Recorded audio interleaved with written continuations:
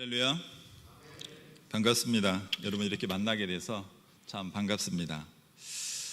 저는 논산시찰 덕곡교회 이진성 목사입니다. 덕곡교회는요, 논산시 벌곡면 덕곡리에 있습니다. 그 근처에 대둔산 수락계곡이 있어서 수락계곡 근처 교회다라고 생각하시면 되겠습니다. 제가 덕곡교회로 부임한 지는 이제 12월이 되면 이제 만 6년이 됩니다.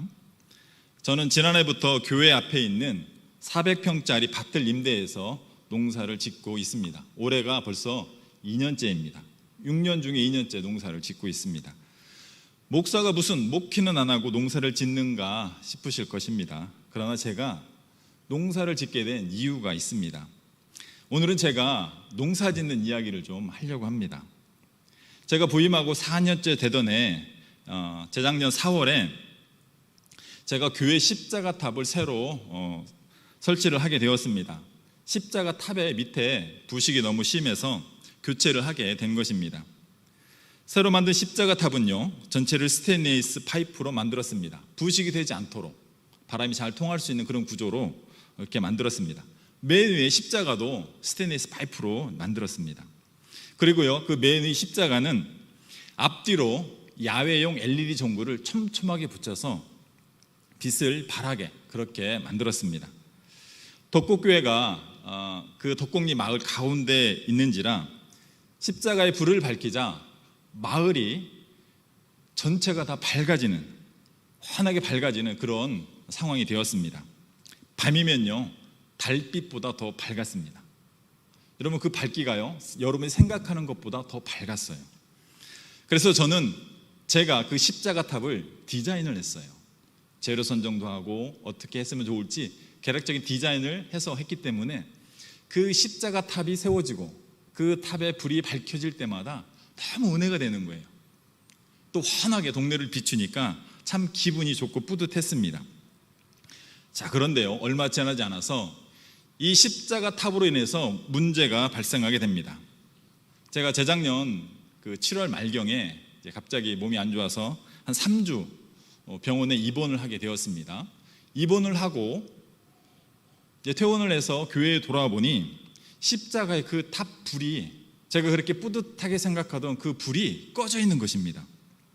자초지정을 장로님께 여쭤보니 제가 지금 짓고 있는 그 400평 밭, 그 주인이 십자가 탑에 불을 꺼달라고 교회에 요청을 하셨다라는 것입니다. 마침 그 밭에는요, 들깨가 심겨져 있었는데 들깨는요, 밝은 빛을 보면 열매를 맺지 않습니다. 계속 성장만 하는 거예요. 그래서 그 밭 주인이 들깨가 심겨져 있으니 그 십자가 탑 불빛이 너무 밝아서 이게 결실을 하지 않을까 우려해서 불빛을 꺼달라고 요청을 하신 것입니다. 그래서요, 우리 교회, 제가 그렇게 자랑스러워하던 십자가 탑의 불빛은요, 그 들깨를 수확할 때까지 불빛이 꺼져 있게 됩니다. 저는 가슴이 너무 아팠습니다. 물론 제가 디자인하고 뭐 해서 그런 것이 아니라 교회를 밝히는 그 십자가 탑에 불이 꺼지자 너무 가슴이 아팠어요. 그래서 이 문제를 어떻게 해결할까 고민을 했습니다. 그런데요, 뾰족한 방법이 없는 거예요. 그래서 하나님께 기도를 하게 됩니다. 며칠을 기도하던 어느 날 제 마음에 강한 하나님의 응답이 들려왔습니다. 그 응답이 뭐라면 내가 그 밭을 맡아서 농사를 지어라 라는 거예요. 그러면 그 문제가 해결되지 않겠느냐라는 것이었죠. 그리고 저는 얼마 후 그 밭 주인을 만나게 되었을 때 내년부터 제가 이 밭 농사를 좀 짓고 싶은데 저에게 빌려줄 수 있겠습니까? 라고 말씀을 드렸어요. 그랬더니 그 땅 주인이, 밭 주인이 너무 기뻐하면서 흔쾌히 허락을 하는 것입니다. 그 주인이 대전에 살면서 주말마다 와서 농장을 운영을 하면서 이제 농사를 지었는데 너무 힘이 들었던 거예요. 농사는 잘 안 되죠. 일거리는 너무 많죠. 그래서 제가 그 밭을 지난해부터 농사를 짓고 있습니다. 여러분, 400평입니다. 400평 농사 짓는 게 결코 쉽지가 않아요. 제가 지난해에는 400평 전체에 고구마를 심었습니다. 그런데 지난해 여름 역대로 긴 장마가 있어서 큰 수확을 거두지는 못했습니다. 그리고 올해는 그것을 교훈 삼아서 이것저것 한 20여 가지 작물을 제가 직접 심고 가꾸고 있습니다. 물론 아내하고 애들은 무노동, 무임금으로 봉사하는 그런 인력들입니다. 저는 농사를 지으면서 굉장히 많은 것들을 깨닫고 있습니다. 농사를 지어 보아야만 알 수 있는 농부의 마음, 그것을 알 수가 있습니다. 자, 그런데요, 이 농사를 짓는 농부의 마음이요, 하나님의 마음과 연결이 되어 있다는 것을 제가 알게 되었습니다.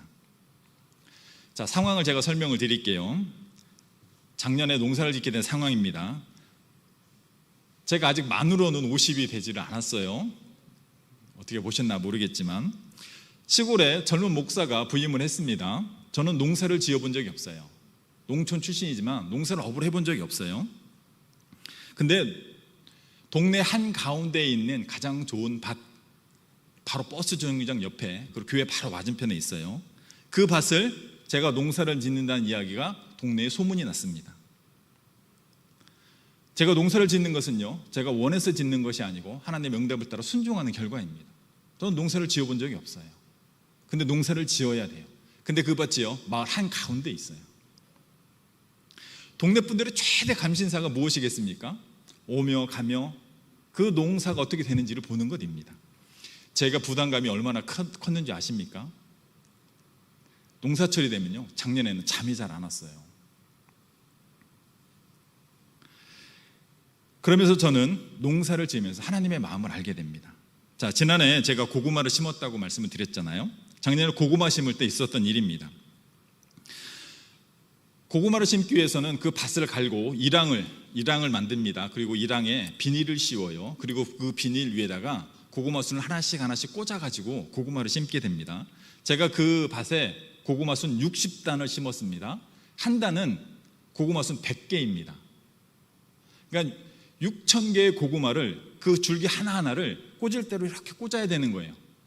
물론 아내와 아이들이 무임금으로 도와줬지요.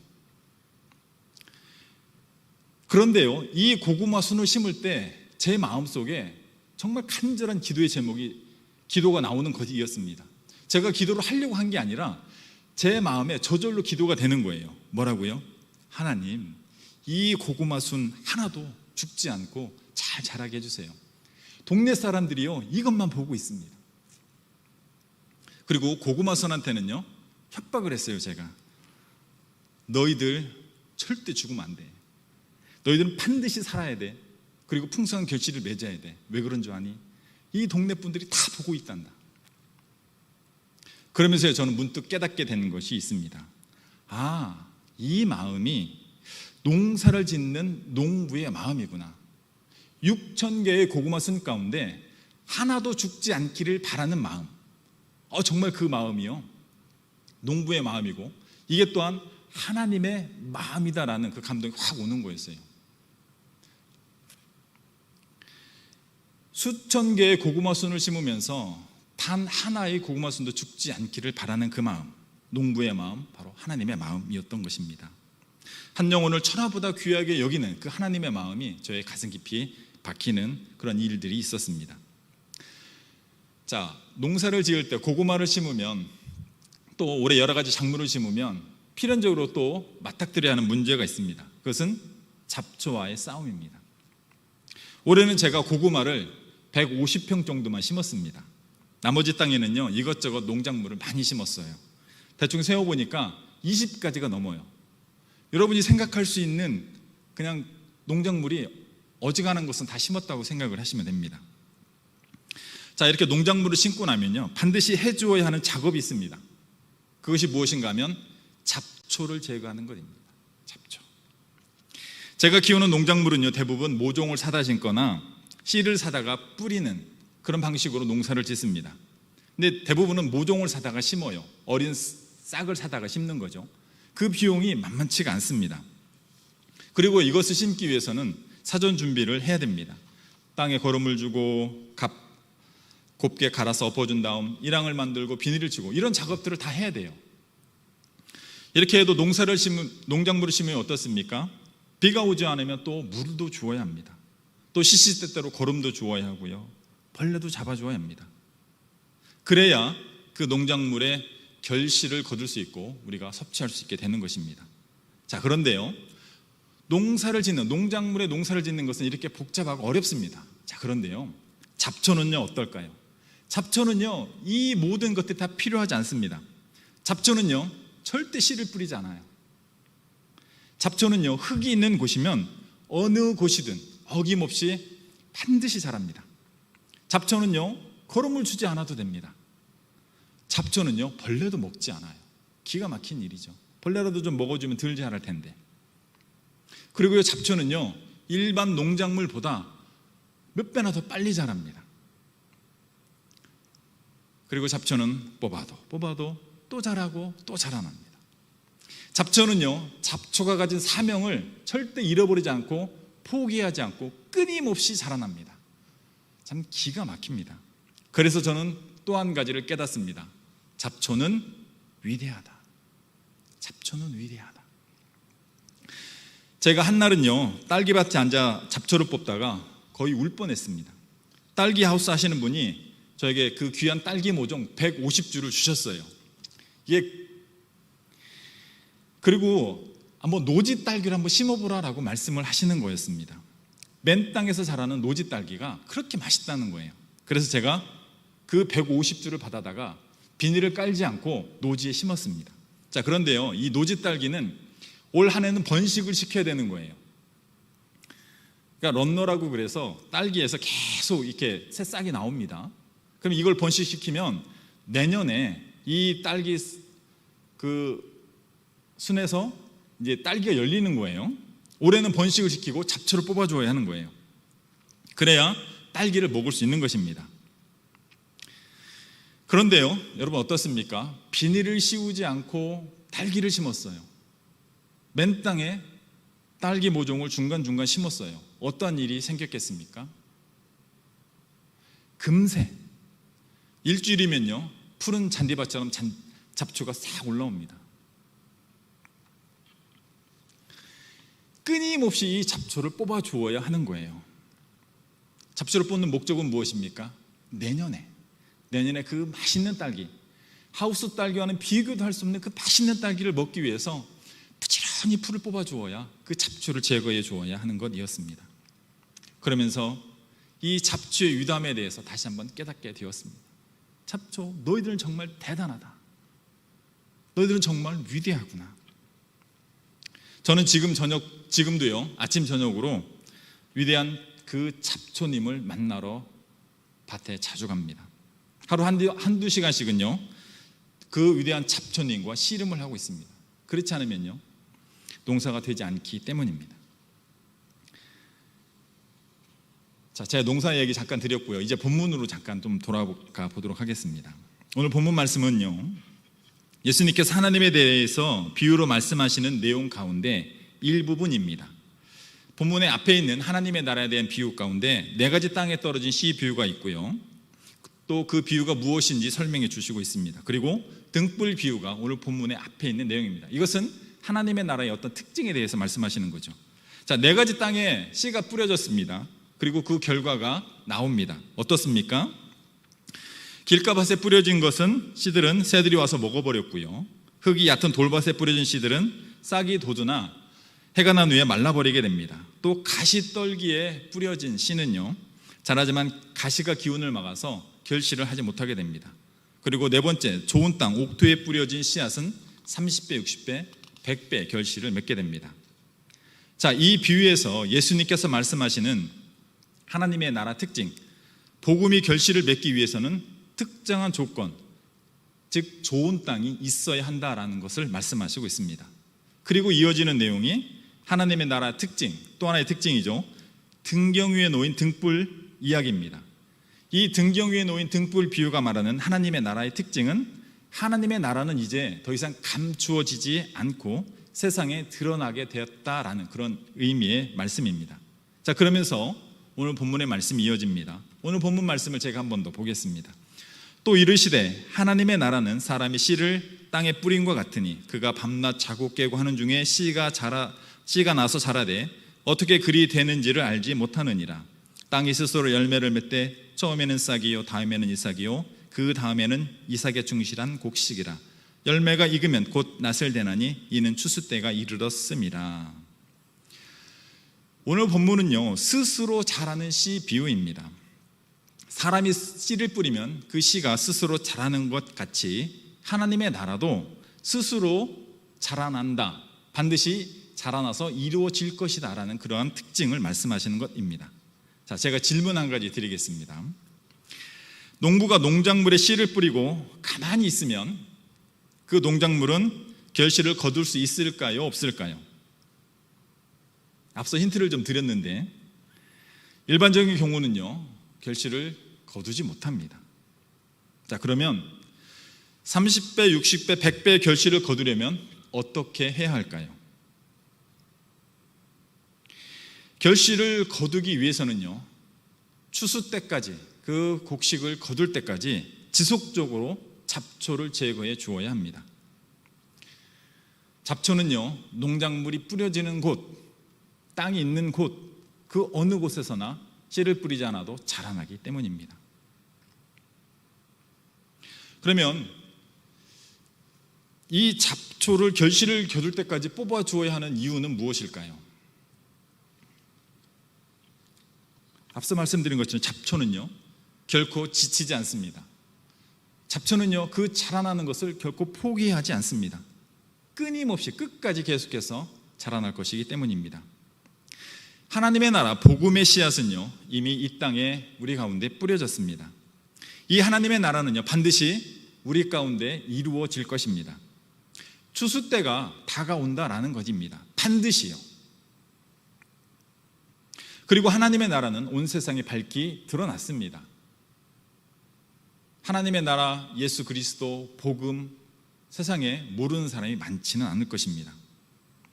이렇게 밝히 드러난 하나님의 나라 가운데 그 하나님의 나라 추수 때는 점점 더 우리에게 다가오고 있는 것입니다. 그렇다면 반드시 이루어질 하나님의 나라, 그 추수의 때 우리에게 필요한 것이 있다면 무엇일까요? 하나님의 나라, 그 나라에 들어갈 때 우리에게 필요한 것은 열매입니다. 충실한 열매. 그 충실한 열매를 거두기 위해서 필요한 것은 우리가 추수 때까지 끝까지 포기하지 않고 잡초를 뽑아주는 것입니다.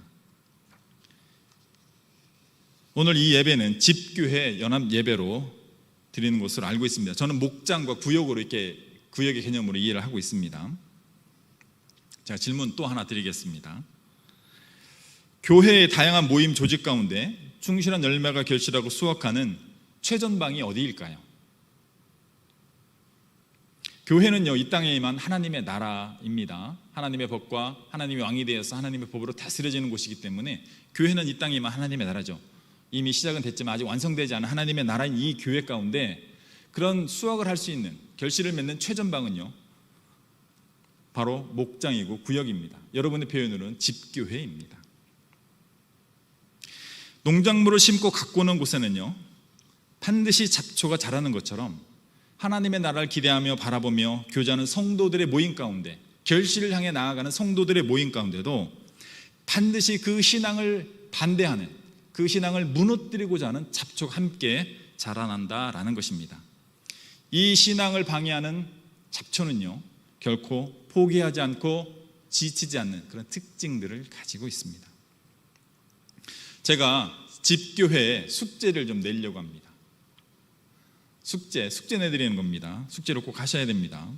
담임 목사님께서 나중에 확인해 주세요. 자, 첫 번째는요, 그러면 신앙의 결실을 방해하는 신앙의 잡초는 무엇인가를 알아보시는 겁니다. 신앙을 방해하는 잡초는 신앙의 삶을 살아가는 성도 가운데 결코 포기하지 않고 끝까지 자라난다라고 말씀을 드렸고, 그 가운데 잡초가 무엇인지 우리는 구분할 수 있어야 할 것입니다. 그래서 신앙의 결실을 방해하는 신앙의 잡초가 무엇인지 알아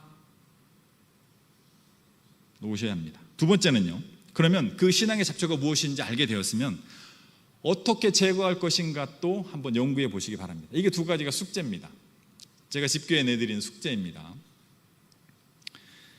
자, 이제 말씀을 마치려고 합니다. 제가 오늘 결론적으로 말씀을 드리고자 하는 것은 크게 두 가지입니다. 신앙의 잡초는 끊임없이 자란다라는 것입니다. 우리의 생명이 다하는 그날까지 우리가 살아가는 공동체 가운데, 특별히 우리의 마음밭 가운데 믿음을 무너뜨리고 결실을 방해하는 잡초는 끊임없이 자라남을 우리는 인식을 해야 한다라는 것입니다.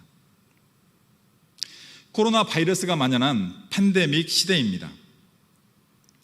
팬데믹 시대라고 하면 하나님께서 하나님의 나라를 더디 보내실까요? 여러분 한번 생각해 보십시오. 팬데믹 시대니까 다가올 하나님의 나라가 좀 더 더디 올까요? 하나님이 좀 봐주실까요? 그렇지 않습니다. 팬데믹 시대라고 잡초가 덜 자랄까요? 잡초가 팬데믹 시대 온 나라가, 온 열방들이 힘들고 어려우니까 내가 조금만 덜 자라야지, 그럴까요? 여러분, 그렇지 않다라는 것입니다. 팬데믹 시대는요, 오히려 신앙의 잡초가 자라기 너무나 좋은 환경이라는 것입니다. 팬데믹의 가장 큰 특징은 언택트, 비대면입니다. 그런데 교회의 특징은 무엇입니까? 모이는 것이에요. 가르치는 모임, 모이고 교제하는 것이 교회의 가장 큰 특징이고 교회가 성장하는 가장 큰 비결인 것이죠. 그런데 팬데믹은요, 그것을 방해하고 있습니다. 교회가 교회답지 못하게 하는 가장 핵심적인 역할을 지금 팬데믹이 하고 있다라는 것입니다. 여러분, 이 팬데믹 시대에요, 잡초가 자라기 너무나 좋은 환경이 되었다라는 것입니다. 신앙의 잡초는요, 끊임없이 자랍니다. 또 한 가지는요, 이 잡초를 뽑을 때 한 가지 힌트를 드리면, 여럿이 힘을 모을 때 온전히 잡초를 뽑을 수 있다라는 것입니다. 제가요, 사백배 농사를 짓잖아요. 아침 저녁으로 계속해서 풀을 뽑으러 갑니다. 자주 갑니다. 수시로 갑니다. 왜요? 혼자서 하려니까 너무 힘이 드는 거예요. 물론 아내도 도와주고 아이들은 거들떠보지도 않습니다. 저 혼자서 너무 힘이 드니까 자주 가서 조금씩 뽑는 거예요. 이 잡초는요, 혼자서 뽑으려면 너무 힘이 들어요. 그런데 여럿이 뽑으면 어떻습니까? 훨씬 수월하게, 재미있게, 또 효율적으로 뽑을 수 있는 것입니다. 밭에 자라나는 잡초는 제거하지 않으면 1년 농사를 망칩니다. 그러나 신앙의 잡초는 제거하지 않으면 영혼을 잃어버리게 됩니다. 우리는 지금 팬데믹이라는 가장 위험한 교회의 위기 시간을 보내고 있습니다. 이러한 때 더욱 경각심을 가지고 여러분, 집교회를 중심으로 서로 마음과 힘을 모아서 신앙의 잡초를 제거해 나가는 여러분들이 되시기를 바랍니다. 하나님의 나라가 임할 때 풍성한 결실을 거두는 여러분이 다 되시기를 주님의 이름으로 축원드립니다. 아멘. 기도하겠습니다. 사랑의 하나님, 코로나 바이러스의 확산으로 말미암은 팬데믹 시대가 계속 이어지고 있습니다. 팬데믹 시대를 맞아 성도의 믿음을 무너뜨리고 또 신앙을 무너뜨리는 신앙의 잡초는 너무나 잘 자라고 있습니다. 하나님, 우리에게 지혜와 명철을 주셔서 이 팬데믹 상황에서 끝도 없이 자라는 신앙의 잡초를 제거할 수 있도록 인도하여 주옵소서. 우리에게 집교회라는 최고의 모임을 허락해 주셨으니 집교회를 섬기는 사역자들과 모든 구성원들이 서로의 마음과 힘을 모아 신앙의 잡초를 제거하고 풍성한 결실을 맺을 수 있도록 도와주시옵소서. 예수님의 이름으로 기도드리옵나이다. 아멘.